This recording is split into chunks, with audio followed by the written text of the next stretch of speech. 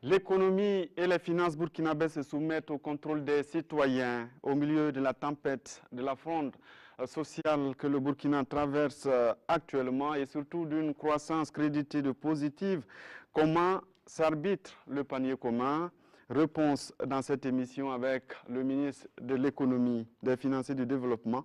Bonsoir à tous et merci de suivre Dialogue citoyen, l'émission de suivi citoyen du programme du président Roch-Marc Christian Kaboré sur la télévision du Burkina. Vous le savez, cette émission est organisée dans le cadre donc du Présimètre avec la CODEL, Diaconia Water Aid et bien sûr la RTB. Invité de ce soir, Adizatou Rosine Koulibaly Souri, ministre de l'économie, des finances et du développement. Bonsoir madame. Bonsoir. Merci d'être venu sur ce plateau. Avec vous donc, nous allons parler des finances, comment ces finances ont été arbitrées en 2017 et en 2018, comment ces finances aussi se présentent. Et donc avec nous, ce soir pour mener ce débat, nous avons des invités, 3 invités qui vont passer à tour de rôle, échanger avec vous. Il y aura des téléspectateurs au téléphone et il y aura aussi des internautes. Je précise que c'est sur le www.presimer.bf/dialogue citoyen.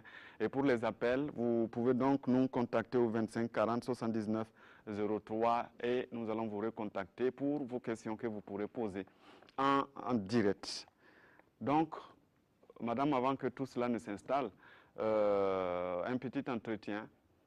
On a entendu ces derniers jours, j'ai parlé tout à l'heure dans l'introduction d'une fronde sociale.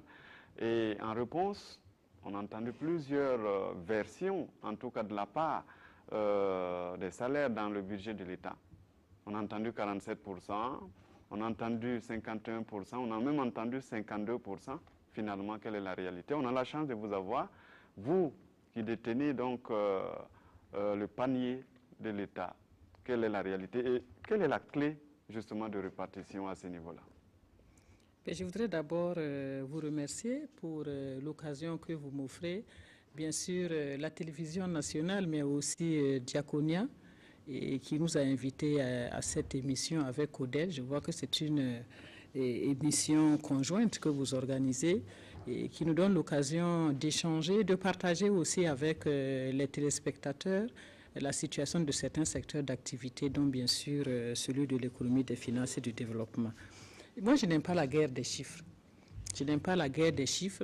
Il faut savoir que ce soit 47% ou 51%, c'est pas bon. C'est ça la question. Nous travaillons sur la base d'un certain nombre d'indicateurs de bonne gestion des finances publiques. Et à ce niveau, le ratio qui est utilisé souvent, parce que vous parlez du budget, d'autres ont sûrement utilisé les recettes fiscales. Le ratio qui est utilisé, c'est en fait celui des dépenses salariales rapportées aux recettes fiscales. J'ai les chiffres ici, et je m'imaginais quand même que la question allait peut-être m'être posée. Et donc vous allez faites vos calculs très rapidement. Les dépenses de personnel en 2017, c'est 617 milliards 950 millions 719 francs CFA. Et les recettes fiscales qui ont été recouvrées au 31 décembre 2017, c'est 1251 milliards, si je veux faire ça globalement. Vous allez vous rendre compte que quelque part, on est forcément autour. C'est ça le calcul, ils vont vous sortir le calcul. Malheureusement de calcul. Ça sera autour de 50%. Autour de 50%. Ça sera autour de ça dans tous les cas. Le vérificateur qui va venir tout à l'heure. Ils vont faire le ratio et puis le ratio et puis avec peut-être d'autres chiffres. Voilà. Parce qu'il est possible aussi sur le site de la BCEAO de trouver... Mais ce n'est pas la BCEAO qui exécute mon budget. La BCEAO utilise les informations qu'on leur donne. Alors, moi, je vous ai sorti les informations... Clé de répartition à ce moment-là. Je dis, je vous ai sorti les informations du système informatique à date. Du ministère de l'économie et des finances. Et c'est ça que la BCEAO utilise après. D'accord. Alors, maintenant, ça, ce sont les salaires. De l'autre côté, il y a les dépenses courantes. Et puis, voilà, il y a aussi l'investissement. Tout à fait. Bon, donc si on ajoute les autres postes de dépenses pour avoir justement le lot des dépenses ordinaires, c'est-à-dire que les acquisitions de biens non durables, les dépenses de transfert, etc., ça va aller justement au niveau des dépenses ordinaires, un total de 1 302 milliards. Bon, je vais arrondir les chiffres. Les dépenses en capital, 571 milliards 693, donc un total de 1 874 milliards. Ça, ce sont les données que nous avons pour 2017. Ce qui fait qu'on vit au-dessus de nos moyens? Ben, je pense qu'on peut le dire, oui. Si la norme communautaire est de 35%, pour quelqu'un qui utilise ses ressources domestiques et pour les allouer au fonctionnement de l'administration, payer d'abord les salaires qui prennent une partie, et après les salaires, le fonctionnement courant de l'administration, c'est l'eau, c'est l'électricité, etc. Bon, à la fin de la journée, vous n'avez plus rien pour investir. C'est ça la question de fond. Et c'est ce qui explique aussi que ces derniers temps, on est obligé de passer par l'emprunt obligataire parce que pratiquement, on a l'impression que chaque 3 mois, on est obligé d'appeler, en tout cas, d'emprunter. Non, l'emprunt obligataire n'est pas une fin en soi. L'emprunt obligataire, c'est un moyen que vous utilisez pour financer le déficit budgétaire. Cela veut dire quoi? Lorsque vous avez un programme d'investissement au cours de l'année, lorsque vous évaluez vos dépenses au cours de l'année, vous voyez ce que vous pouvez avoir comme recettes domestiques, ce que vous pouvez avoir comme complément lorsque les partenaires prennent des engagements, et s'il y a un gap à combler, en ce moment, vous allez sur le marché. Mais justement, ce qu'il faut éviter, c'est d'aller emprunter donc des ressources que vous allez devoir rembourser et les utiliser pour le fonctionnement. Si on arrive à une situation comme certains pays qui sont obligés d'emprunter pour rembourser des dettes, si on arrive à des situations où on ne peut plus assurer le salaire des fonctionnaires, c'est ça la réalité. Et vous le savez très bien, il y a un pays qui a dû réduire même le salaire de ses fonctionnaires. Je pense que c'est pour cela. Moi, je ne l'ai pas nommé, mais en tout cas... Ça n'a pas prospéré parce qu'il y a eu des manifestations qui ont... Oui, mais ça ne va rien, ça ne va pas aller loin. Ça ne va pas aller loin parce que la question de fond... Parce que dire qu'il y a eu des manifestations, je pense que ce n'est pas ça la solution. La solution, c'est de dire, est-ce que nous avons les ressources nécessaires pour réaliser les ambitions de développement, les ambitions auxquelles nous adhérons tous, puisque nous avons un plan national de développement économique et social, ou bien alors si on se dit les recettes ou les ressources de l'État, c'est comme un gâteau qu'on dépose sur la table, qu'on dit à tout le monde, venez prendre votre part, et en ce moment, il n'y aura plus rien, et ce n'est pas un pays qu'on va construire de cette manière-là. En tout cas, chez nous, on n'est pas encore arrivé à ce niveau. Il faudrait qu'on évite parce qu'on est en train d'arriver à la ligne rouge. Sauf qu'on est quand même arrivé aussi à un niveau où on a confiance aujourd'hui à ce qu'on a appelé les partenariats publics-privés. Il y a eu ces débats et l'Assemblée a tranché, vous a donné cette autorisation d'y aller. Sauf que nous venons de recevoir un avertissement du Fonds monétaire international. Comment se fait-il qu'on vous a vu défendre le dossier, que vous défendiez ce dossier-là et que vous ne voyez pas cet avertissement qui pourrait venir parce qu'on est en voie de surendettement? Bon, nous étions nous-mêmes donné cet avertissement. Nous n'avons pas attendu le Fonds monétaire international pour nous-mêmes édicter les principes de bonne gestion de nos ressources. Le PPP, c'est pour ça, je crois qu'il y a une confusion au niveau même de la définition. Les PPP sont un moyen, c'est une modalité pour financer le développement d'un pays, mais ce n'est pas la panacée. Parce qu'il y a un certain nombre d'analyses qui doivent être faites pour que vous vous assuriez que c'est la meilleure modalité parmi plusieurs. Ce que je veux dire, c'est quoi? Vous pouvez aller sur le marché, vous avez parlé d'emprunt obligataire.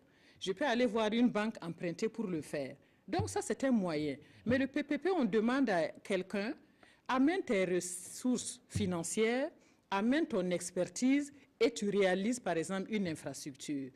Maintenant, au niveau du texte qui a été adopté à l'Assemblée nationale et que nous avons défendu et qui est un texte totalement valable, nous avons dit qu'il faut un certain nombre d'éléments d'analyse pour que nous nous assurions que c'est le meilleur choix. Est-ce qu'effectivement, lorsqu'on connaît le prix unitaire de l'action qui va être réalisée. On veut faire 60 km de route bitumée. On sait qu'un kilomètre de route bitumée, toutes choses étant égales par ailleurs, voilà le coût. En ce moment, on analyse pour voir si l'offre est intéressante.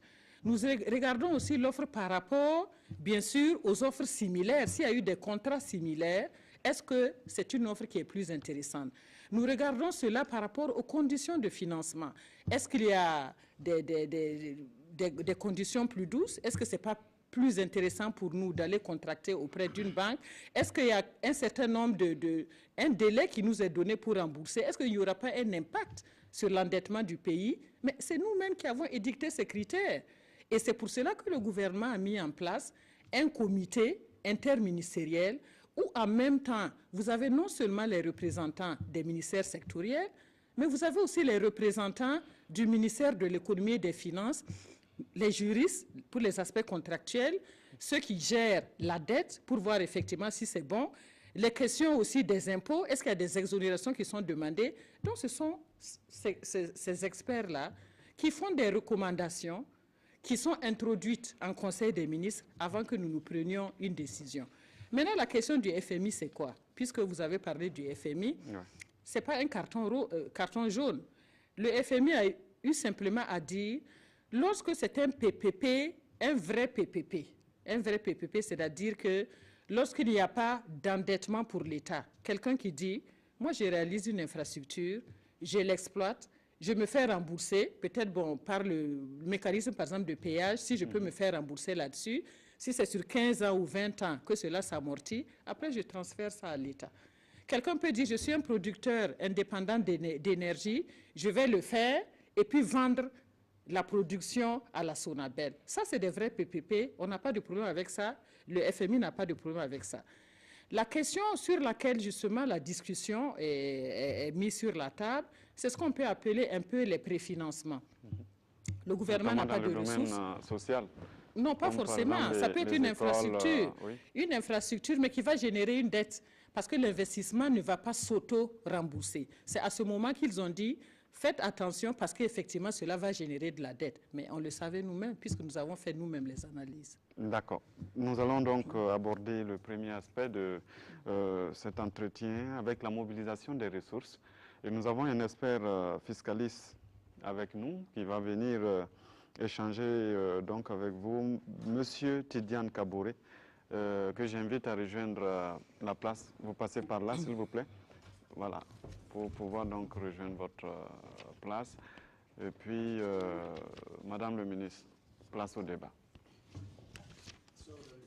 Bonsoir. La question va directement aux prévisions qui sont assignées aux 3 régies des recettes, notamment la Direction générale des impôts, 918 milliards, la douane, 694 milliards, et le Trésor, 146 milliards, je crois. Et quels sont les facteurs qui ont milité à leur attribuer en fait, de telles prévisions dans un contexte économique aussi discutable? Merci beaucoup. Je voudrais d'abord faire remarquer que nous avons tenu compte de l'évolution et de la mobilisation des ressources domestiques dans d'autres pays, dans des pays similaires. Nous avons vu qu'un pays peut accroître, s'il est bien organisé, ses recettes fiscales de 30% et plus d'une année sur l'autre. Ça, c'est l'observation. Je vous donnerai le nom des pays. Le Rwanda l'a fait, le Togo l'a fait, d'autres pays sont en train de le faire. Cela est possible. Maintenant, il fallait voir maintenant les facteurs bloquants. Pourquoi nous, on a été rendus, parce que quand même, c'est important aussi que nous félicitions le travail qui a été fait.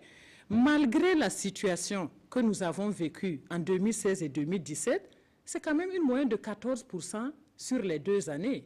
Sur la période 2016-2017, une moyenne quand même de 14% d'accroissement en matière de recettes domestiques. Cela veut dire que le potentiel est là et qu'il n'a pas été suffisamment exploité. Et justement, qu'est-ce qui a été fait? Bon, il y a déjà la lutte contre la fraude. Vous vous êtes rendu compte, par exemple, pas seulement au niveau des impôts, puisque là, on est en train de... On sert de plus en plus, on fait le contrôle pour nous assurer effectivement que la fraude, le faux, toutes les falsifications de factures, que cela diminue. C'est par exemple la facture normalisée que nous avons mise en place. Au niveau de la douane, certaines fois, des importateurs viennent avec des camions. Ils disent que la marchandise est en transit. Donc, il va dans un autre pays, mais après, il décharge la marchandise ici. Donc, à la fin des courses, nous n'avons rien, l'autre pays aussi n'a rien. Nous avons dit que nous allons faire le suivi satellitaire des véhicules. Donc, c'est tous ces éléments de contrôle que nous avons mis en place. Vous avez vu la plateforme Sylvie que nous avons mis en place pour les procédures de dédouanement. Récemment, au niveau de la taxe de résidence, ce n'est pas beaucoup d'argent, mais en tout cas pour la taxe de résidence, nous avons un partenariat avec une compagnie de téléphonie mobile qui permet à chacun de payer directement. Donc, il n'y a pas de risque de perte de ressources. Et de déplacement surtout parce qu'à un moment donné, c'était difficile. Vous arrivez sur place pour pouvoir même vous acquitter de vos taxes, c'est tout un problème. Ben voilà, et puis il n'y a pas de risque aussi qu'on se dise qu'on a été dévalisé ou bien que, voilà, que quelqu'un est venu cambrioler parce que certaines fois, il y en a qui ont disparu aussi avec la caisse, il faut se le dire aussi. Donc nous pensons qu'en dématérialisant, et c'est sur ça vraiment que nous sommes en train de travailler, par exemple pour 2018, nous sommes en train de tester la télédéclaration, donc vous allez faire la déclaration de vos impôts en ligne. Le télépaiement, vous allez pouvoir payer vos impôts en ligne. Donc, toutes choses qui vont nous amener vraiment à réduire tous ces éléments, effectivement, manuels qui font que nous perdons des ressources.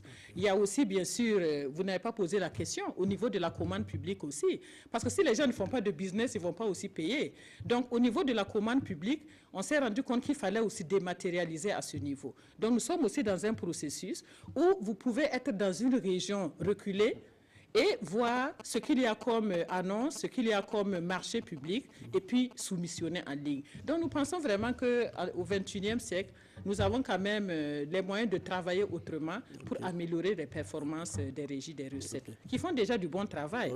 Parce que je vous ai dit quand même c'est 14% d'augmentation sur les 2 années, alors que c'était quand même difficile. La douane pour 2017 est autour de 95,27% des taux de réalisation. La DGI, c'est autour de 93%. Le Trésor a dépassé ses prévisions. Tout à fait. Alors, donc, la deuxième question va concerner en fait les exonérations fiscales. On sait qu'il y a eu une évaluation en fait des dépenses fiscales pour l'exercice 2015. Je crois que c'est une deuxième évaluation après celle de 2013 qui a porté sur 2010. Alors, il se trouve que il y a au moins 75 milliards 987 millions de manque à gagner en fait sur l'exercice 2015. Rien que les avantages fiscaux douaniers accordés. Quelles sont les mesures que vous prenez pour rationaliser ces incitations fiscales, comme on le dit? Parce que c'est quand même trop, 75 milliards pour un exercice. Du même coup, les entreprises qui n'en bénéficient pas peuvent tomber facilement dans l'incivisme fiscal. Quelles sont les mesures que vous prenez pour rationaliser ces incitations? Je comprends votre question, mais je pense qu'elle peut être posée autrement. Oui. La question, ce n'est pas de dire qu'il y a eu un manque à gagner de 75 milliards, mais la question, c'est de dire, est-ce que les 75 milliards sont justifiés? Parce que lorsqu'on fait une dépense fiscale, lorsqu'il y a une exonération, c'est parce que derrière, le fiscaliste se dit que cela pourrait être un élément qui permet à l'investisseur de prendre le risque dans un secteur donné, qui permet à l'investisseur de générer des emplois, qui lui permet donc, dans les années à venir, de payer l'impôt. C'est ça le raisonnement. Alors, cet impact, est-ce qu'il est c'est ce que je suis en train de... C'est moi qui ai demandé que l'étude soit faite. Alors, donc, l'étude qui a été faite, c'était de voir si exactement ce qui a été accordé comme incitation fiscale, si cela a permis à l'entreprise de se développer. Mais on s'est rendu compte, fort malheureusement, on s'est rendu compte qu'il n'y avait pas que les engagements qui avaient été pris par les entreprises, que ces engagements n'ont pas été respectés et que les services fiscaux n'ont pas fait le contrôle pour justement dire que vous avez demandé des facilités, mais vous n'avez pas respecté vos engagements. Et c'est pour cela que pour plusieurs entreprises, nous ne renouvelons pas ce que nous avions accordé comme exonération. C'est ça un peu la situation. Madame le ministre, une dernière question. On sait que 2017, il y a eu un recouvrement offensif. On a même constaté des fermetures d'entreprises, et pas des moindres, surtout au niveau des grandes entreprises. Au-delà de ça, on sait qu'il y a encore un bon stock de restes à recouvrer, comme on l'appelle. Est-ce que vous allez procéder à des amnisties fiscales, c'est-à-dire au-delà des recours sur les pénalités, est-ce qu'on peut s'attendre vraiment à ce qu'il y ait des rencontres avec les relicataires pour voir si on peut, par exemple, faire des abandons partiels pour que ces intéressés-là puissent s'acquitter en fait du reste? Voilà, je suis très à l'aise sur cette question. Parce que lorsque j'ai eu le rapport qui montrait qu'il y avait 400 milliards de reste à recouvrer, c'est le chiffre que nous avons, vous devrez l'avoir puisque vous êtes préparé pour me poser les questions. Je me suis dit, waouh, ça c'est beaucoup d'argent. La bonne nouvelle, en fait, il y a deux bonnes nouvelles. Oui. Déjà, c'est que moi-même, j'ai reçu une dizaine de contributeurs, en fait, de ceux-là qui doivent à l'État. Et je vais vous dire que je les ai vus, et le dernier trimestre seulement de cette année, on a encaissé plus de 10 milliards. En fait, parce qu'il y a eu cette approche vis-à-vis de ces entrepreneurs. Mais la question de fond, c'est quoi? La question de fond à notre niveau, ce n'est pas de dire qu'il faut fermer forcément les entreprises. Parce que si nous étouffons ces entreprises, elles ne pourront pas produire. Il y en a qui ont eu des raisons objectives pour lesquelles, effectivement, elles ont ces retards, elles doivent aux banques et tout ça. Donc, il faut échanger avec elles.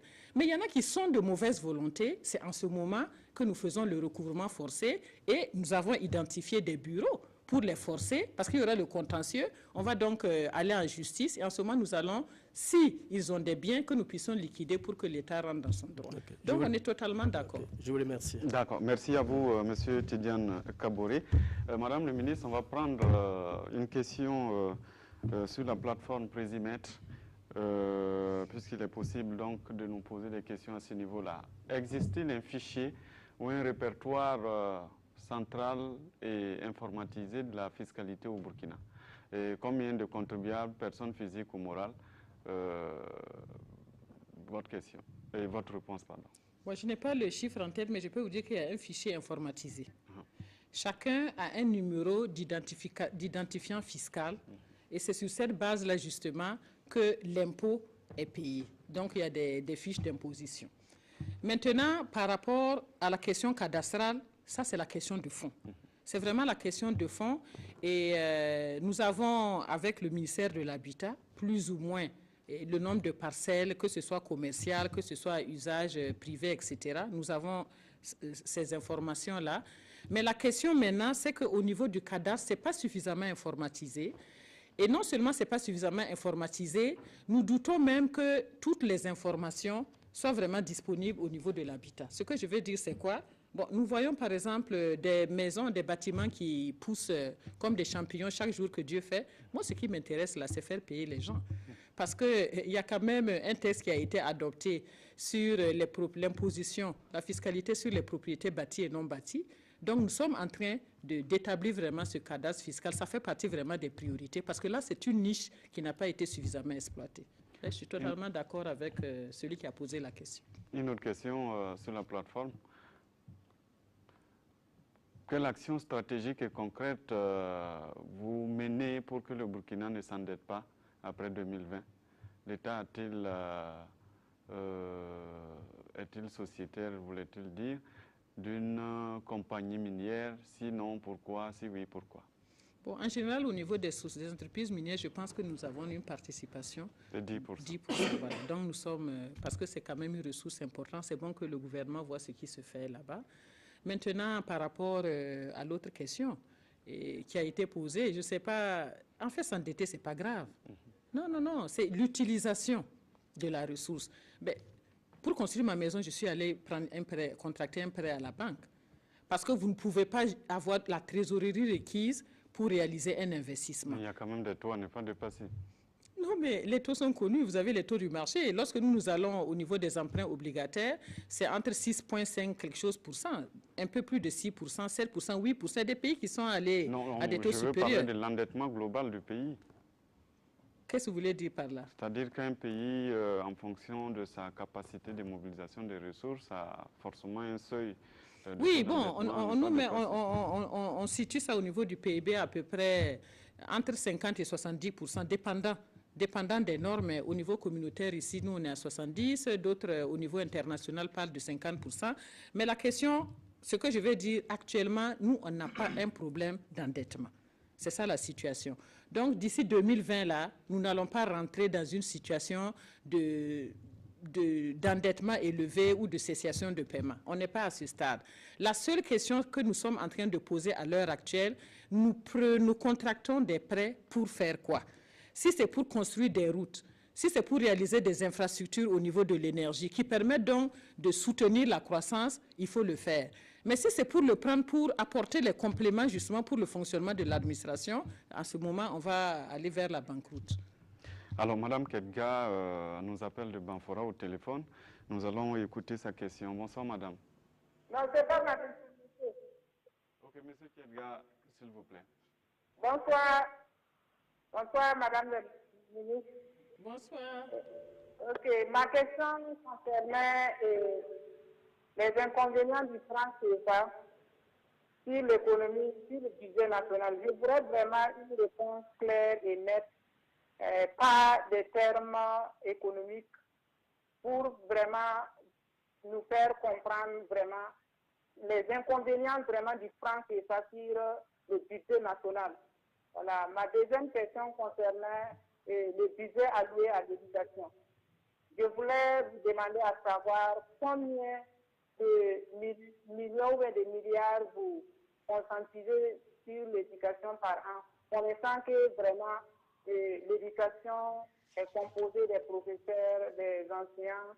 Bon, ça demande beaucoup. Combien de millions vous allouez pour l'éducation? Et connaissant que l'éducation demande vraiment beaucoup de moyens. Ma troisième question concerne, oui. On a compris la question, donc le franc CFA et le budget alloué à l'éducation. Oui, Madame le ministre. Bon. Allez-y, Madame le ministre. Oui, merci beaucoup. En réalité, avant le franc CFA, vous savez que dans nos pays, nos grands-parents utilisaient le Kori. D'accord? C'est donc une unité qui vous permet de mener des échanges entre des parties. C'est ça.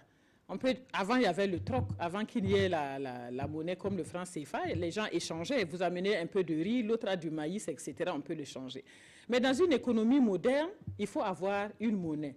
Donc, lorsqu'il y a eu la création, effectivement, du franc CFA, c'était pour permettre de développer les échanges entre les pays. Maintenant, la question, vous parlez d'inconvénients. Non, ce n'est pas une question d'inconvénients. Le débat à l'heure actuelle, c'est de savoir, est-ce qu'au stade actuel de développement de notre pays, est-ce que nous allons rester avec le franc CFA comme monnaie, ou bien s'il faut penser à autre chose? C'est ça la question de fond. Maintenant, il faut d'abord évaluer l'utilisation du franc CFA. Vous savez, en matière de politique économique, on dit qu'il est important, la politique monétaire est importante. C'est-à-dire qu'un État doit être capable de dire, par rapport à l'évolution de mon économie, voilà la monnaie, la valeur que je peux donner à ma monnaie. Et vous pouvez aussi, parce que, par exemple, vous voulez accroître le niveau de vos exportations, décider donc de dévaluer votre monnaie, parce que cela permettra à vos produits de revenir moins chers pour ceux-là qui voudraient les acquérir. Donc, c'est un puissant moyen qu'un pays a à sa disposition. Malheureusement, je le dis madame ou monsieur, c'est monsieur finalement? Monsieur, étant donné que nous sommes dans une monnaie dont la parité est fixe par rapport à une devise qui est par exemple l'euro, nous n'avons pas la flexibilité de cette monnaie et nous n'avons pas la flexibilité, puisque c'est arrimé sur une seule monnaie, nous n'avons pas la flexibilité d'avoir par exemple un panier de monnaie comme ça pourrait être par exemple la monnaie chinoise, comme ça pourrait être le dollar, etc., pour jouer là-dessus, tenant compte de notre politique monétaire. Donc c'est carrément un frein, je crois que c'est un frein, mais si les politiques ont décidé d'être dans cet ensemble monétaire, parce que quand même nous avons une banque centrale assez solide, je pense que c'est que le choix, lorsque le choix se faisait, il était justifié, mais la réflexion est maintenant ouverte. Les réflexions d'experts sont sur les bureaux des chefs d'État qui, en dernière analyse, vont décider. Mais au-delà même du CFA, vous savez très bien que nous sommes aussi dans un autre ensemble d'intégration économique qui est la CEDEAO, et la CEDEAO aussi en train de réfléchir sur la monnaie au niveau de la CEDEAO. Ça fait quand même 300 millions de personnes, donc c'est un marché très vaste qui permettrait à un pays comme le Burkina Faso d'atteindre effectivement les autres pays de la sous-région. Donc c'est une question pertinente et le débat est effectivement sur la table. La deuxième question sur le budget alloué à l'éducation. Bon, j'ai quelques chiffres. Et le budget alloué à l'éducation en 2017 Le ministère de l'Éducation, c'est 223 milliards 276 millions 967 francs CFA. Ça, c'est 2017. Et il y a 48 milliards 795 millions de plus en 2018, selon les prévisions. Donc, cela veut dire qu'au niveau de l'éducation, c'est quand même un budget consistant. Mais lorsque on parle de budget, ne voyez pas le montant global ou relatif, voyez la qualité de la dépense. Qu'est-ce que les ressources allouées à un secteur donné permettent d'atteindre comme résultat? Envoyer les enfants à l'école, leur donner une bonne éducation, c'est ça la question du fond. Une autre question au téléphone, Madame la Ministre, avant de passer à la deuxième étape justement de cette émission. Monsieur Nombré Brahima de Wargaï, bonsoir. Oui, c'est Nombré Brahima. Ok, allez-y, s'il vous plaît. Bon, je vais poser ma question à Madame le ministre. Nous, on dit ici qu'il faut que tout le monde essaie de payer pour le développement du Burkina Faso. Et c'est pour cela que les fonctionnaires paient, les commerçants paient. Alors que nous constatons aussi qu'il y a des cultivateurs et les éleveurs qui élèvent et qui ne paient pas. Alors qu'avant, il y avait les impôts de capitation et que les parents payaient pour le développement du pays. Je ne sais pas pourquoi, à l'heure actuelle, on a suspendu ou bien on a annulé ce genre des impôts sur des animaux, sur des personnes, ou bien ces personnes-là paient seulement pour les élections. C'est les élections dans les urnes-là qui fait partie de leurs impôts comme ça, ou bien pourquoi ils ne paient pas pour le développement, et ils sont les commerçants et les commerçants et les fonctionnaires qui paient. Voilà ma question. À vous, on a compris la question, Madame le ministre. Oui, normalement, tous les secteurs sont imposables. Chacun paye par rapport aux revenus qu'il a. Il est question de sûrement évaluer les revenus des éleveurs et des agriculteurs, de cerner cela, de pouvoir les toucher pour les amener aussi à payer. Bon, je crois que ça, c'est une question de fond qui est prise en compte et qui est prise en compte au niveau de la Direction générale des impôts. Parce que lorsque nous présentions le Code général des impôts à l'Assemblée nationale, le nouveau Code général des impôts, il était question de voir comment justement nous allons capter ces ressources-là. Donc voilà, c'est une préoccupation qui est partagée. D'accord. Alors, deuxième étape, donc sur la transparence, le contrôle citoyen des finances. Nous avons M. Fabrice Bazier du CIFOEB qui est sur ce plateau, qui va donc échanger avec vous. Je l'invite à prendre place et à poser ces questions qu'il a pour vous. Bonsoir, M. Bazier. Bonsoir, M. Gongo. Bonsoir, Madame le ministre. Ma première question reste dans l'actualité avec la fronde sociale. Vous l'avez dit tantôt, le ratio de l'UEMOA est 35% en termes de masse salariale et de mobilisation de recettes fiscales. Aujourd'hui, nous émettons une inquiétude quant à la possibilité, la soutenabilité budgétaire donc, de ces revendications qui sont assez énormes en ce moment. Alors, quelle est la stratégie aujourd'hui que vous mettez en place pour pouvoir justement garder en même temps la paix sociale, mais avoir une enveloppe assez consistante pour aussi investir, parce que c'est là aussi le développement. On sait que votre département est au carrefour donc, de toutes ces questions. Bon, merci pour la question. Bon, et la question du Front social à l'heure actuelle, je pense que c'est une préoccupation qui est partagée.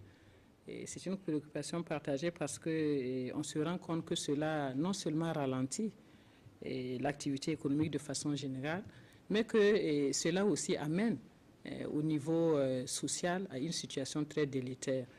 Et on se rend compte malheureusement que chacun est en train de tirer à huit et à dia. Et avec cela, nous ne pensons pas que nous allons avancer. C'est pour cela que le gouvernement, à l'heure actuelle, vous savez très bien que la ligne de conduite du gouvernement, c'est de promouvoir le dialogue. Je crois que c'est ça. Et vous avez suivi que le Premier ministre, ces jours-ci, rencontre les différentes centrales syndicales.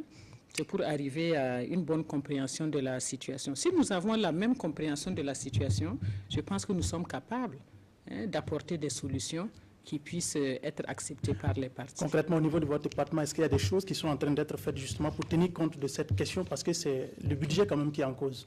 Bon, nous avons fait plusieurs choses. Et lorsque le Premier ministre et le ministre de la fonction publique, ils ont parlé, en fait, je pense qu'ils se sont exprimé sur la question. Ils ont donné le coût, l'évaluation financière des revendications. Nous avons fait bien sûr le point de toutes les revendications, centrales, syndicales par centrale syndicale. Si je vous dis le chiffre... Allez-y. Non, je ne vais pas le dire ici. Je ne vais pas le dire ici. Non, moi je suis une personne très disciplinée. Je ne vais pas le dire ici. Mais j'ai un tableau où nous avons le récapitulatif syndicat par syndicat. 400 milliards. Ben, je ne vais pas vous dire que c'est le montant des restes à recouvrer, mais en tout cas, je vous dis que c'est des montants énormes. Alors, donc ça, c'est une question de fond. Nous faisons ces analyses-là. De la même manière que nous faisons ces analyses, mais bien sûr, nous disons au gouvernement aussi ce qui se fait dans d'autres contextes. Quand on arrive à une telle situation, qu'est-ce qu'on décide? Est-ce qu'il y a une ligne rouge qu'il ne faut pas franchir? Ça, c'est la question, c'est la responsabilité du gouvernement. Est-ce qu'on va arriver à un moment donné où on va dire arrêtons les recrutements à la fonction publique? Ça peut être une décision. Donc, on ne veut pas arriver à ce type de situation. C'est pour cela que le Premier ministre et les ministres concernés travaillent à convaincre les centrales syndicales que nous sommes arrivés à une situation qui est difficile. Regardez par exemple au niveau de la Défense nationale. Au niveau du ministère de la Défense, nous avons dû augmenter les budgets de façon significative compte tenu de la menace sécuritaire. C'est des chiffres importants. Alors, Madame le ministre, ça reste en tout cas une préoccupation pour laquelle les citoyens en tout cas ont besoin de réponses assez concrètes et nous restons dans la dynamique du train de vie de l'État. On a constaté que pour les dépenses courantes de l'État, l'augmentation pour 2018 est de l'ordre de 11,2%, alors que pour ce qui est des investissements, nous sommes à 0,3%. Donc on a quelque part un pourcentage de 1,2 de pourcentage de différence. Est-ce que concrètement, on a parlé de diminution du train de vie de l'État. Est-ce que ce sont des mesures qui semblent aujourd'hui un leurre pour la population? Est-ce que c'est de la poudre aux yeux, Madame le ministre? Non, ce n'est pas la poudre aux yeux. Le problème, justement, quand on parlait des dépenses de fonctionnement, mais c'est en fonction aussi du nombre de personnes que vous avez dans votre administration. Cela va s'appeler les services de nettoyage, cela va s'appeler les loyers pour héberger le personnel, cela va s'appeler les dépenses d'électricité, etc., etc. Donc, tout est lié. Si vous avez un effectif pléthorique, je ne l'ai pas dit, mais en tout cas, un effectif qui vous coûte cher, c'est ça le point. Mais surtout aussi du carburant et des véhicules pour des individus. Ben ça, tranquille, je vais vous dire la situation. Vous suivez quand même les informations. Au niveau des informations, mais il y a des efforts que le gouvernement a eu à faire. Vous avez vu déjà au niveau du plafonnement des crédits de téléphone. Une orientation a été déjà donnée en Conseil des ministres pour dire à tous les ministres, parce qu'il y a des ministères qui n'avaient même pas de texte encadrant l'utilisation de carburant. Ils ont donné un maximum à ne pas dépasser, poste par poste, position par position, les responsables des différents services, ce qu'ils ne peuvent pas avoir, le maximum qu'ils ne peuvent pas avoir en matière de carburant. Il y a eu aussi, au niveau du parc automobile de l'État, il y a un dossier que je vais présenter au Conseil des ministres demain. Nous avons fait une étude sur le parc automobile de l'État et sur même la question des ayants droit. Nous allons arriver à une situation où nous allons enlever ces questions de véhicules de service. Pourquoi? Mais des pays l'ont fait. On s'est rendu compte que, parce que c'est un bien public, un bien de l'État, on n'en prend pas soin. Alors, des véhicules qui ont une durée de vie de 2 ans, directement, ils sont à la fourrière ou bien ils sont au parc automobile parce qu'ils sont en panne. Donc, nous sommes en train de mettre un nouveau mécanisme en place pour réduire de façon significative, mais petit à petit, effectivement, ces dépenses, au niveau du fonctionnement de l'État. Alors, c'est bien sûr des préoccupations qui intéressent les citoyens. Parlons de transparence dans les questions budgétaires aujourd'hui. Il y a en tout cas une loi qui a été adoptée pour se conformer un peu à la norme de l'UEMOA en matière de code de transparence. Je veux parler. À quand concrètement les décrets d'application au Burkina Faso, Madame la ministre? Nous allons y travailler. D'ailleurs, j'ai un document qui s'appelle le budget citoyen que je pourrais vous laisser. Ce sera le budget en français facile pour que le citoyen lambda puisse savoir ce que signifie le budget, ce qui signifie loi de finances initiale, rectificative, etc. J'ai un document que je vais laisser pour l'information du plus grand public. Et comment faire pour que les citoyens puissent justement s'impliquer et participer au processus budgétaire? Parce que c'est aussi une question. Mais là, ça se fait déjà. Ça se fait déjà à plusieurs niveaux. Avant l'élaboration du budget, les consultations que nous avons au niveau des différents secteurs, mais après, nous allons au niveau de l'Assemblée nationale. Ce sont les représentants du peuple. Et le budget est accessible en ligne. Lorsqu'il sera finalisé, il sera accessible en ligne. Et le fait qu'on ait cette émission avec la contribution de Diaconia, etc., permet aussi aux citoyens, la preuve, c'est que les citoyens appellent et puis posent des questions. Ça permet aux citoyens de contrôler. Et ce qui est très bien, que je salue, c'est qu'on nous demande de rendre compte. Lorsqu'on dit qu'on a construit X classes dans un village donné, vous êtes capable de dire que ces classes existent ou bien n'existent pas. Donc je crois que c'est aux citoyens aussi de prendre leurs responsabilités et de demander au gouvernement de rendre compte par rapport à l'utilisation des ressources publiques. Merci Madame la ministre. Merci à vous Fabrice Bazier donc d'être venu échanger avec Madame le ministre. Madame, on va prendre une question des internautes sur la plateforme Présimètre. On va découvrir ensemble. Au vu de la grogne sociale des travailleurs pour une amélioration des conditions de travail, pouvez-vous nous dire quelle évolution connaît le traitement salarial des membres du gouvernement depuis la chute du régime de Blaise Compaoré? Aussi, dans cette situation, où se situe certainement le vôtre, ayant entendu certainement ce que c'est dit dans l'augmentation salariale que le Premier ministre et vous avez bénéficié avant d'accepter rendre service à la nation. On a effectivement entendu parler d'un salaire que vous touchez de 9 millions de francs CFA. Vous allez nous dire qu'est-ce qu'il en est? Je n'ai pas 9 millions de francs CFA de salaire, ça c'est clair. Je ne pense pas que quelqu'un dans ce gouvernement a 9 millions de francs CFA de salaire. Ce qui est déjà clair. Je voudrais dire aussi que quand je suis venu dans ce gouvernement, il n'y a pas eu de discussion sur les conditions de salaire. Le chef de l'État m'a fait appel. Je savais que j'avais des conditions intéressantes là où j'étais. J'ai accepté de venir. C'est après, quand je suis arrivée, mais on a demandé ce qui encadre les salaires des ministres dans ce gouvernement. Mais figurez-vous que depuis 27 ans, il n'y avait aucun texte. Il fallait négocier et puis discuter du salaire sans qu'il y ait un texte là-dessus. Et donc le gouvernement a défini un certain nombre de critères pour maintenant régulariser la situation, parce que vous n'avez pas seulement des gens qui viennent d'institutions internationales qui ont dû donc contracter des prêts tenant compte des revenus qu'ils avaient là-bas. Même s'ils ont moins, il faut quand même qu'ils puissent respecter les engagements qu'ils ont au niveau des banques.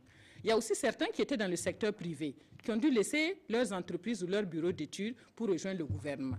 Donc le Premier ministre, effectivement, au niveau du gouvernement, a encadré cela en donnant un certain nombre de critères, et ces critères-là sont utilisés pour tous les membres du gouvernement, selon effectivement l'origine. Mais je n'ai pas les 9 millions. Je n'ai pas 9 millions de CFA de salaire. On ne va pas vous demander de dire en direct votre salaire. Il y a une autre question des internautes qu'on va prendre, qu'on va découvrir ensemble. Voilà, le Burkina Faso a des procédures très complexes et rigoureuses en matière de financement des besoins, souvent passant tant dans la fonction publique que dans d'autres domaines. Est-ce que, Madame le ministre, ne pense pas qu'il faut être souvent pragmatique dans la conduite des financements des besoins pressants au lieu de s'attacher à des procédures trop rigoureuses qui nous bloquent? Bon, je ne sais pas à quoi fait allusion l'internaute, mais il y a plusieurs interprétations possibles. Il faut simplement dire que quand vous voyez la gestion des finances publiques ou des marchés publics d'un pays, mettez-vous un peu dans la circulation et dites qu'on n'a pas besoin ni de feu rouge, ni de feu vert, ni de stop. Ceux qui sont pressés qui circulent. Ben, ce n'est pas possible. Vous allez vous rendre compte finalement que vous n'allez pas atteindre votre destination. C'est pour cela que dans un pays respectable, on doit avoir des normes. C'est des normes de bonne gouvernance. Et les efforts que nous avons faits au niveau du gouvernement ont fait que, au lieu de passer 3 à 4 mois pour un processus de passation des marchés, actuellement, en 20 jours, vous pouvez boucler le processus lorsqu'il y a des recours. Des recours, c'est-à-dire que lorsque quelqu'un se plaint, il pense qu'il a été, je ne sais pas, que c'est de façon injuste qu'il a perdu le marché, il peut faire des recours 20 jours lorsqu'il y a des recours. Je pense quand même ça, c'est quelque chose inimaginable. Nous n'avons jamais vu ça par le passé. Donc, ce sont des efforts que nous avons faits pour alléger la réglementation, mais de nous assurer aussi qu'il y a un minimum de contrôle qui se fait. Et c'est pour là, d'ailleurs, qu'il y a des autorités de contrôle. Lorsque la SCE, LC, a fait des contrôles dans certains départements ministériels, qui s'est rendu compte, par exemple, que du carburant était distribué au personnel sans que ce ne soit encadré, il a dit non, arrêtez ça. FASO, par exemple. Pardon? Comme à la présidence du FASO. Ben, ça, je ne sais pas. Je ne savais pas que vous étiez destinataire des rapports de la SCE. C'est public, madame. Ah, c'est public. Ah, merci, c'est très bien. Donc voilà, donc le peuple est au courant de ce qui se fait. Donc je veux dire que nous sommes obligés de tenir compte d'un certain nombre de procédures, de processus, etc., pour que le travail se fasse bien. Mais actuellement, en tout cas, nous avons allégé les procédures et on les a rendues très transparentes. On va prendre un téléphone d'Abidjan, monsieur Kéré, qui nous appelle donc d'Abidjan. Bonsoir. Bonsoir. Bonsoir. Oui, et bonsoir à tout le monde. Oui, bonsoir, allez-y. Bon, c'est vrai.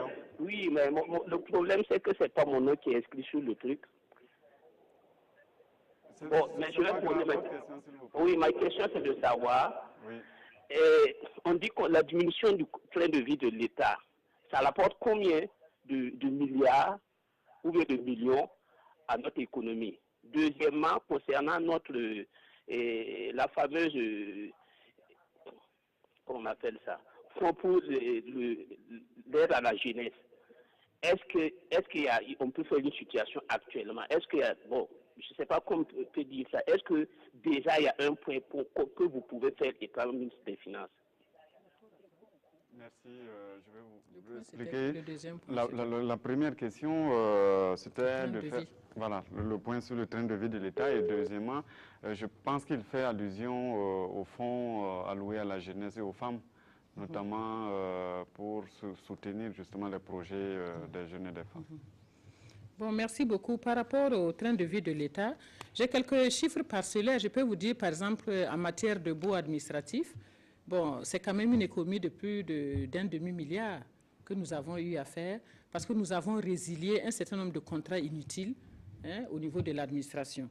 De la même manière, par exemple, dans mon seul ministère, je ne vais pas vous donner les chiffres ici parce que ce n'est pas juste, je peux parler du ministère. Moi, j'ai pris le soin de faire le point de ce que nous coûtent les ateliers qui sont faits au niveau délocalisé. Vous allez vous rendre compte que, en fait, c'était dans l'irrespect total des textes. Les textes disent que pour qu'un atelier soit délocalisé en région, il faudrait qu'au moins la moitié des participants viennent de cette région, de cette zone en fait. Mais non. D'abord, les gens ne demandaient pas l'autorisation aux responsables concernés avant de délocaliser, mais deuxièmement, c'était dans l'irrespect total des textes. J'ai fait le point au niveau de mon ministère et j'ai vu que ce n'était pas acceptable. Et le Conseil des ministres, sur la base aussi des constats faits dans d'autres ministères, le Conseil des ministres a décidé de surseoir à ces ateliers délocalisés. Les formations. Vous allez vous rendre compte que dans ce pays, toutes les formations se font dans un pays. Je ne vais pas nommer ce pays pour ne pas être diplomatiquement pas correct, mais ça ressemblait un peu à du tourisme, où vous envoyez des personnes qui n'ont même pas le niveau requis pour aller faire des formations en leadership, qui ne sont même pas des responsables d'équipe. Mais c'était une aberration. Donc, un laxisme total, mais impuni, accepté par tout le monde.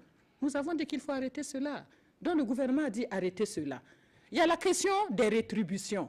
Vous allez demander à un cadre supérieur, faites-moi une note sur justement le franc CFA. Il est économiste, c'est son travail, il est dans un département, il doit le faire. Fais-moi une note sur notre participation à tel organisme international. Il faut mettre un comité, signer un arrêté et des rétributions. Mais tout cela nous coûte de l'argent. Donc c'est quand nous allons, puisque la décision est prise par le gouvernement, c'est lorsque nous allons appliquer cette nouvelle décision que nous allons pouvoir voir exactement ce que nous allons réaliser comme économie. Mais il y a vraiment des marges d'économie qu'on peut réaliser. Ça, c'est la réalité. Et quand cette application, justement? Affectation de quoi? L'application de ce dont vous parlez. Mais c'est immédiat. L'orientation a été donnée au Conseil des ministres, au gouvernement, que c'est ça qui doit se faire. D'accord. Sur la deuxième question. Bon, la question des différents fonds qui existent. D'abord, je crois qu'il fait allusion notamment aux 16 milliards qui ont été alloués récemment aux femmes et aux jeunes pour financer le projet de ces couches-là.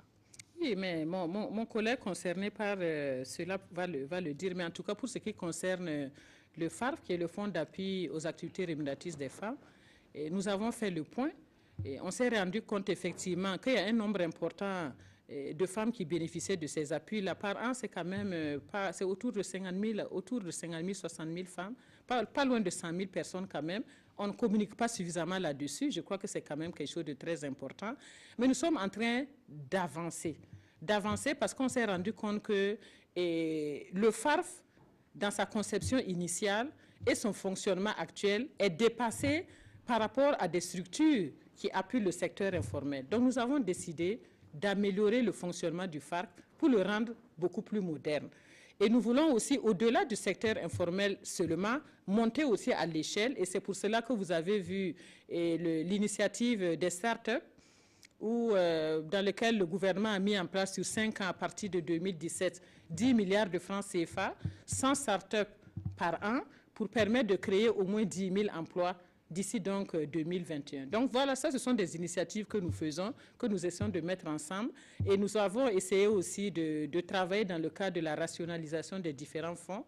On a des fonds qui existent, qui ont des frais de gestion, mais qui n'arrivent pas à réaliser les objectifs escomptés. Nous avons pensé qu'en mutualisant tout cela, en mettant un système de gestion moderne de ces fonds, on pourra toucher peut-être le plus grand nombre. Donc voilà le travail qui est en cours. Mais une fois encore, ce qu'il faut retenir, c'est que nous sommes arrivés dans une situation où il n'y avait pas de normes. C'est ça le fond. Je crois qu'il faut le dire, on ne va pas le dire assez. Nous sommes arrivés dans une situation, lorsque quelque chose n'est pas encadré, lorsque quelque chose n'est pas normé, bon, ça va dans tous les sens. Et lorsque vous voulez faire des efforts pour que la gestion vertueuse des ressources soit la norme, bon, tout le monde dit, oh là, mais avant, ce n'était pas comme ça. Mais on ne peut pas travailler comme ça. Donc, je vais dire que c'est un effort que le gouvernement fait, mais je peux vous dire qu'on travaille jour et nuit pour y arriver parce que la situation était vraiment dans une... bon, je ne vais pas commenter plus que ça. Je laisser aller. Alors, nous avons ici un responsable d'une collectivité territoriale, d'une commune, pour dire simple. Monsieur, il est aussi député, honorable Aziz Diallo a accepté de venir échanger avec vous, notamment sur le développement local et le financement des secteurs sociaux.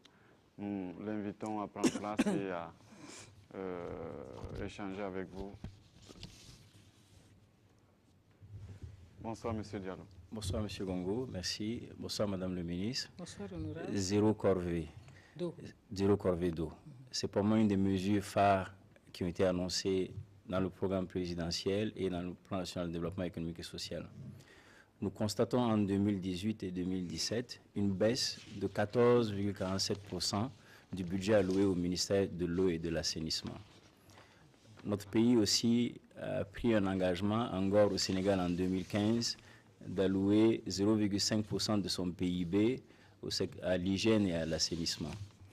Nous savons aussi que 80%, les statistiques disent que 80% des malades dans nos hôpitaux, ils sont pour des raisons liées à l'eau et des maladies liées à l'eau et l'assainissement. Donc, comment expliquer cette baisse de l'allocation budgétaire pour le ministère de l'eau et l'assainissement?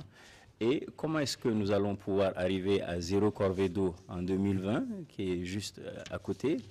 Et surtout, comment allons-nous aussi respecter nos engagements internationaux? Bon, merci beaucoup. Je pensais que j'avais quelques données que je vais sûrement retrouver. Mais en fait, ce que vous dites, nous, on ne se retrouve pas dans ça. Qu'il y a une baisse dans les allocations de ressources. Ne confondons pas, parce que le secteur de l'eau et de l'assainissement est un secteur très financier. Vous avez les ressources propres de l'État, mais nous avons les partenaires qui nous accompagnent aussi. Actuellement, nous sommes dans la formulation d'un programme dans lequel un partenaire va mettre quelque chose de plus de 200 milliards de francs CFA dans le secteur de l'eau. Puisque c'est des ressources globales, propres et celles des partenaires, nous faisons une planification pour nous assurer que nous mutualisons nos ressources. Sinon, l'engagement de zéro corvée d'eau, c'est un engagement qui sera tenu. On n'est pas loin du compte. Mais si je trouve mes chiffres dans les tableaux budgétaires, je vais vous les montrer tout à l'heure. On a un taux de 75%. Si. On a un taux de 75%. Donc, vous dites qu'en 2020, on pourra toujours quand même arriver à zéro corvée d'eau. On va arriver à zéro corvée d'eau. Ça veut dire que pour les 2 prochaines années, on va passer au kérosène alors? Ben oui, tout à fait. Mais on était déjà au kérosène depuis longtemps. Lorsque vous voyez les réalisations qu'on a faites ces dernières années, mais moi je crois qu'en 2 ans, on a fait quand même ce qui n'a pas été fait 10 ans derrière. Donc je crois que c'est un engagement qui est pris. Et dans le cadre du budget programme d'ailleurs, les ministres sont jugés par rapport aux résultats, aux engagements qui ont été pris. En 2020, voilà ce que je vais réaliser dans mon programme. Voilà la situation de départ. Et puis, on essaie de voir les pas franchis par les différents ministres sectoriels. Donc, à ce niveau, moi, je ne me fais pas de soucis. Mon collègue de l'eau serait là qui vous le dirait. Mais je pense que je peux retrouver quelques tableaux puisque j'ai quand même les données budgétaires ici. D'accord. Ma deuxième question est relative un peu au transfert de ressources et de compétences. Nous sommes dans un contexte de décentralisation. Certains secteurs clés sont un peu des responsabilités des collectivités territoriales. Nous voyons quand même une amélioration des transferts de ressources en termes de montant aux collectivités. En 2017, on était à 57 milliards. Comparativement à 2011, on était à une dizaine de milliards. Il y a une amélioration. Mais dans le PNDS, on nous dit qu'on va arriver en 2020 à 15% du montant du transfert du budget qui sera transféré aux collectivités. En 2017, on était à 4%. Est-ce que ce sont aussi des engagements qu'on est prêt à dire qu'on va pouvoir tenir? Parce qu'aujourd'hui, à côté aussi du transfert de ressources, en termes de transfert de compétences, les collectivités ont des difficultés. On a l'impression qu'on a beaucoup de technocrates, beaucoup de techniciens qui sont dans les bâtiments ministériels à Ouaga. Pourtant, la pauvreté, la misère, elle se trouve dans les villages et c'est de là qu'on a besoin d'eux. Et pour les avoir pour travailler au niveau des collectivités, c'est la croix et la bannière. Qu'est-ce qu'on dit par rapport au transfert de ces ressources et de compétences? Bon, par rapport effectivement au transfert de ressources financières d'abord, merci d'avoir remarqué que le gouvernement a fait des efforts. L'année dernière, nous avons transféré effectivement les nouveaux que vous avez indiqués et les différents ministères sectoriels le font, puisqu'il y a des secteurs qui sont concernés, que ce soit au niveau de l'eau, de l'éducation, etc. Mais il y a des secteurs pour lesquels c'est un peu difficile, alors que c'est de gros budgets. Par exemple, lorsque vous voyez le secteur des infrastructures, actuellement, nous sommes à 4% à peu près du budget. Mais si on ajoute celui des infrastructures, on va atteindre les 7%. Mais comme ce sont des infrastructures qui sont très lourdes, et c'est là le deuxième point de votre intervention, on n'a pas forcément les capacités au niveau local pour exécuter ce type de projet. Et donc, je suis totalement d'accord avec vous. Bon, il se fait que vous êtes à l'Assemblée nationale. Je pense qu'une proposition de loi dans ce sens, qui pourrait nous amener à une fonction publique locale pour laquelle on va dire tel profil seront au niveau des collectivités et que vous fassiez les recrutements directement. En ce moment, nous, le ministère central, on viendra seulement en appui à vous. Mais je pense qu'il y a des fonctions effectivement qui doivent être menées au niveau local, même au niveau de la fiscalité. Certains pays, au niveau de la fiscalité locale, sont arrivés dans des systèmes où c'est la mairie qui recrute les fiscalistes à son niveau, parce que les taxes dans les marchés, etc., les boutiques, ils sont plus habilités, ils connaissent l'environnement pour pouvoir le faire que, effectivement, les gens qui sont du niveau central. Donc, je crois que cette réflexion, je suis d'accord. Et au niveau de mon ministère, nous sommes en train de travailler avec un pays ami pour voir comment nous allons apprendre de leur expérience en matière, par exemple, de fiscalité locale. D'accord. Ma troisième question est relative un peu à la grogne sociale. Certains Burkinabés ont l'impression qu'on leur demande de serrer la ceinture. Tout à l'heure, vous avez parlé de 400 milliards qu'on n'a pas recouvert. Félicitations pour avoir, avec votre approche, pu recouvrir les 10 milliards. Mais quand les Burkinabés entendent que 400 milliards encore restent à mobiliser, ce serait bien que vous reveniez encore là-dessus, vous dites comment vous faites pour vraiment pouvoir mobiliser, parce que certains ont l'impression qu'on leur demande de serrer la ceinture, pendant que d'autres qui doivent de l'argent à l'État, qui sont censés être les plus gros contributeurs, mais on les voit circuler en ville, on entend parler de dossiers. De temps en temps, quand on lit les journaux, il y a un scandale par-ci, détournement, et à chaque fois, c'est des montants colossaux qui sont là. Je pense quelque part, ça aussi, ça a un rôle à jouer dans la grogne sociale à laquelle nous faisons face. Mais je ne pense pas que ce soit le facteur justificatif de la grogne sociale. Parce que ces 400 milliards dont vous parlez, c'est un héritage. Hein. Ce n'est pas nous qui avons créé ces restes à recouvrer, numéro 1. Deuxièmement, il y a une séparation de pouvoir. Nous, notre rôle, c'est d'amener les contribuables à payer lorsqu'ils peuvent effectivement, parce qu'il y a des entreprises qui, si vous leur demandez de payer, c'est-à-dire qu'ils mettent la clé sous le paillasson. Donc notre rôle, c'est pas. Donc c'est pour ça que nous faisons d'abord cette approche de dialogue, de persuasion, etc. Mais après, on fait des recouvrements forcés. Il y a des entreprises que nous avons forcées à venir payer ce qu'elles doivent payer. Mais après, quand le dossier est en contentieux et que ça va à la justice, en ce moment, le gouvernement n'a plus de responsabilité là-dessus. Donc, je crois que c'est un travail de toutes les institutions. On ne peut pas juste mettre le blâme sur le gouvernement. Nous, nous jouons notre partition, mais à un certain niveau, la question ne relève plus de nous. Mais si ces dossiers sont en justice, on n'en entend pas parler. On entend plus parler de détournement que de recouvrement.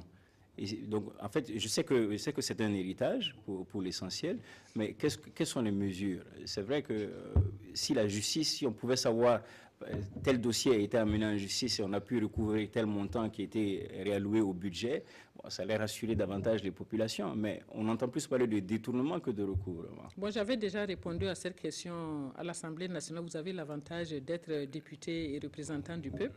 J'avais indiqué tout simplement que nous avions recruté un bureau d'avocats, en fait des bureaux d'avocats et des bureaux conseils, pour qu'ils essaient d'évacuer toute la procédure et au cas où ça ne marche pas maintenant, pour transférer ça à la justice. Donc on s'est fait appuyer par des tierces personnes pour avancer au niveau de ces dossiers. Mais vous avez des petits montants certaines fois. Certaines fois, il y en a qui doivent, je ne sais pas, c'est 1 million, d'autres doivent 100, 500, des milliards.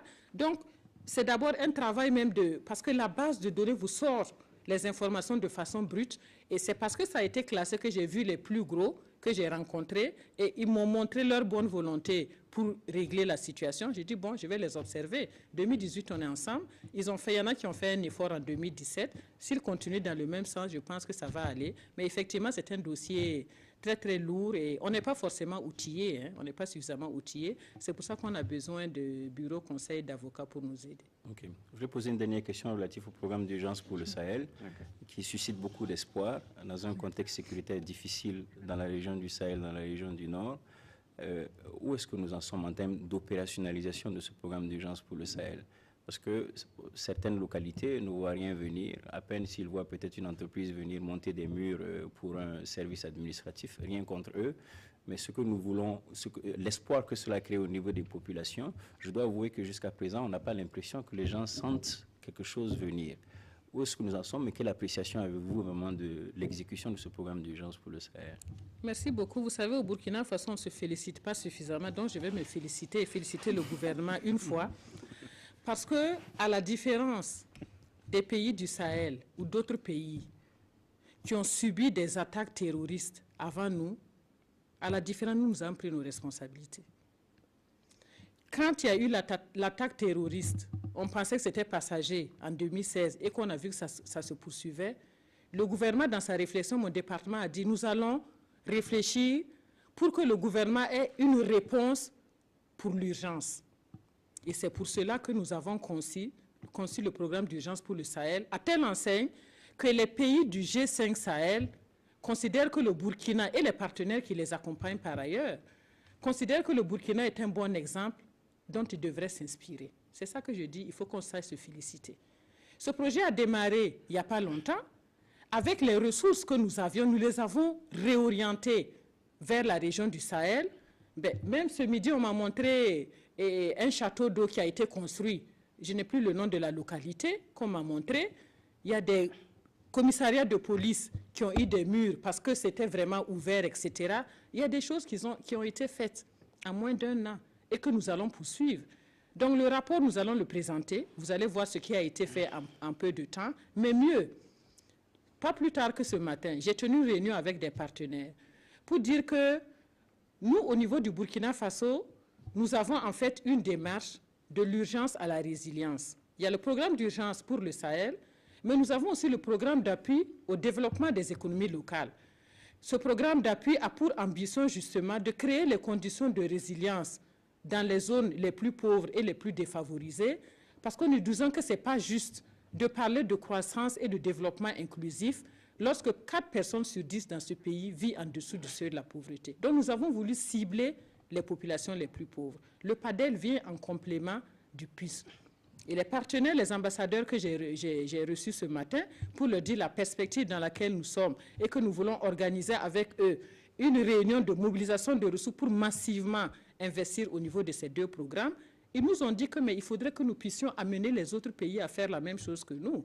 Donc vraiment, je voudrais ici reconnaître que nous avons fait preuve d'anticipation dans des endroits où les autres s'asseyent, ils attendent que les partenaires viennent leur dire ce qu'ils vont faire. Nous n'avons pas fait ça. Et nous sommes en train d'avancer avec les maigres ressources que nous avons. Et j'espère que nous allons avoir un peu plus de marge budgétaire pour avancer.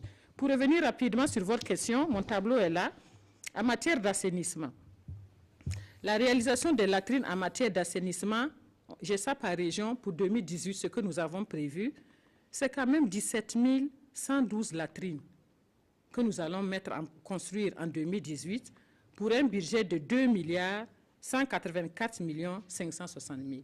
Donc cela veut dire que c'est un travail qui est fait et qui est documenté. Maintenant, c'est ça que je vais laisser à la presse. Je pense que c'est bon que vous puissiez avoir ce document pour pouvoir l'exploiter. Parce que surtout voir les réalisations sur le terrain.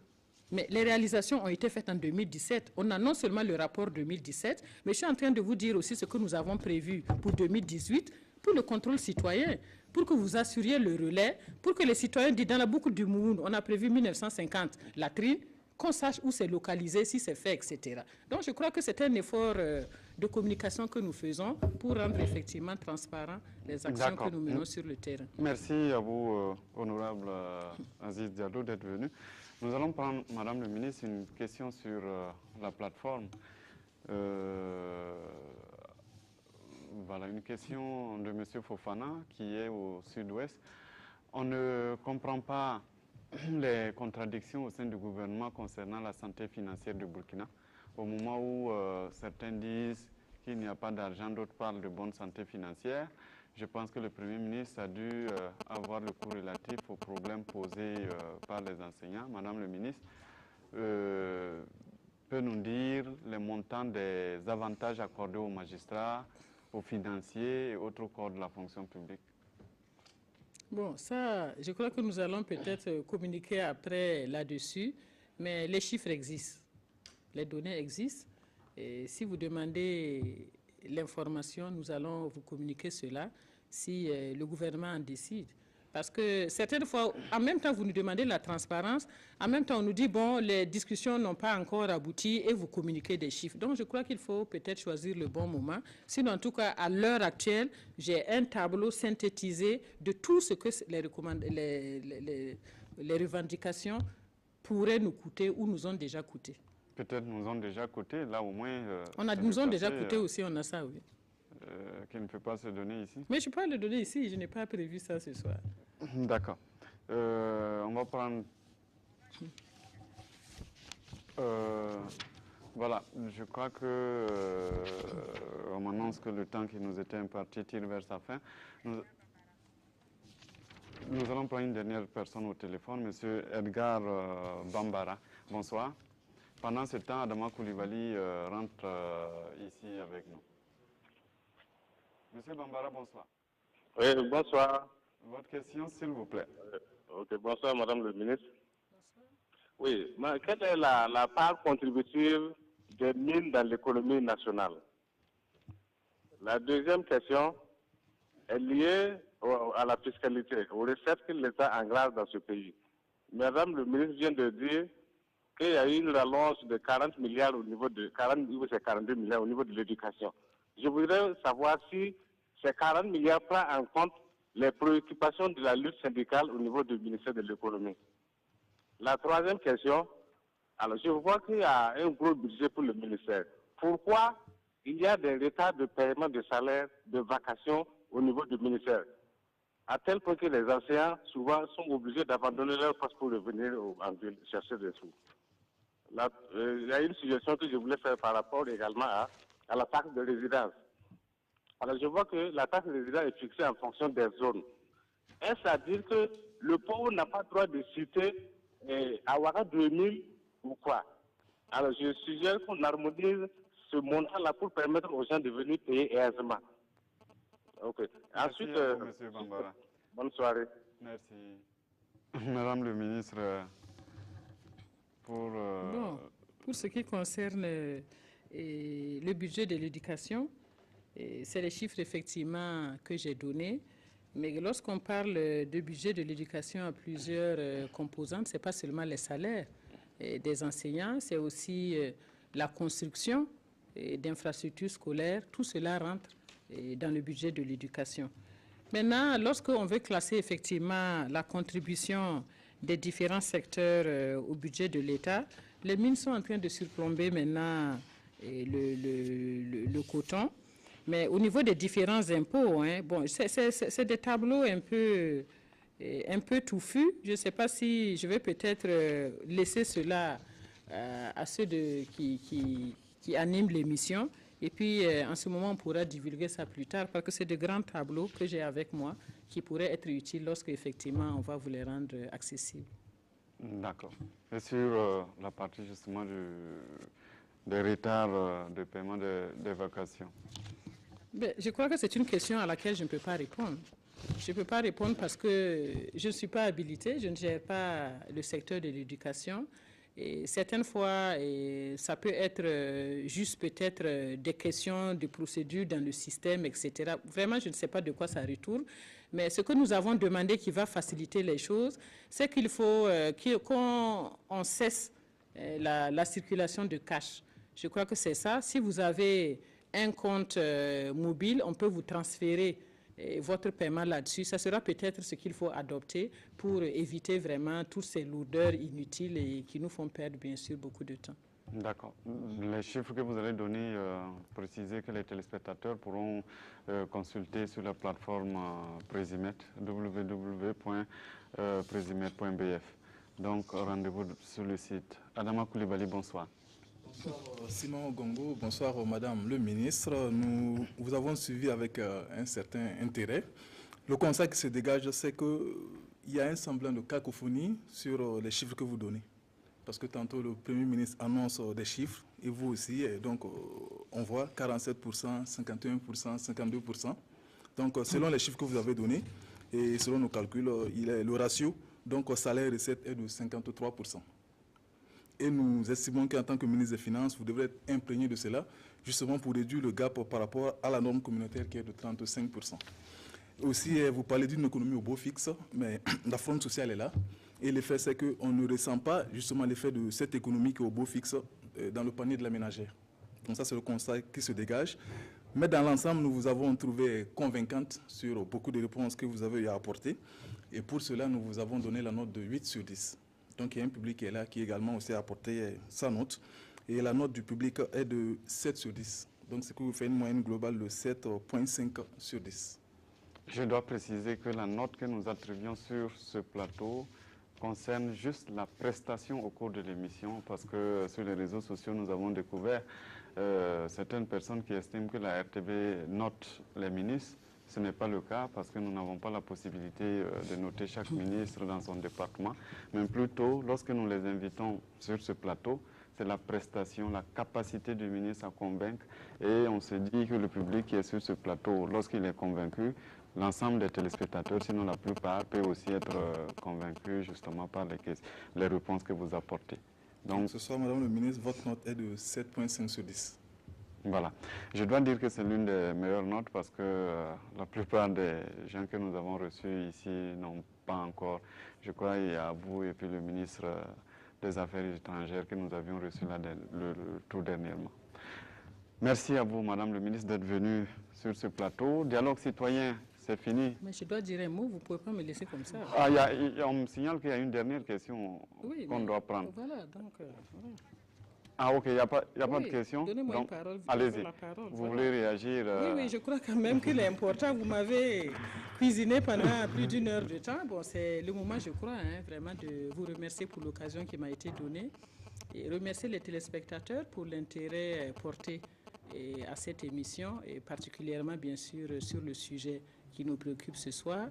Et dire qu'au niveau du ministère, nous avons décidé de mettre en place une plateforme interactive d'échange avec les contribuables, avec les clients, ceux-là effectivement qui sont intéressés par ce que nous faisons, parce que nous avons constaté, et je trouve que ce n'est pas juste, malgré les efforts qui sont faits par des personnes adorables avec qui je travaille, tous les jours que Dieu fait, qui se donnent à la tâche, je me rends compte que lorsqu'on fait des classements, nous sommes toujours au niveau des top 5 des mauvais. On va parler de la douane, on va parler de la commande publique et tout ça pour la corruption.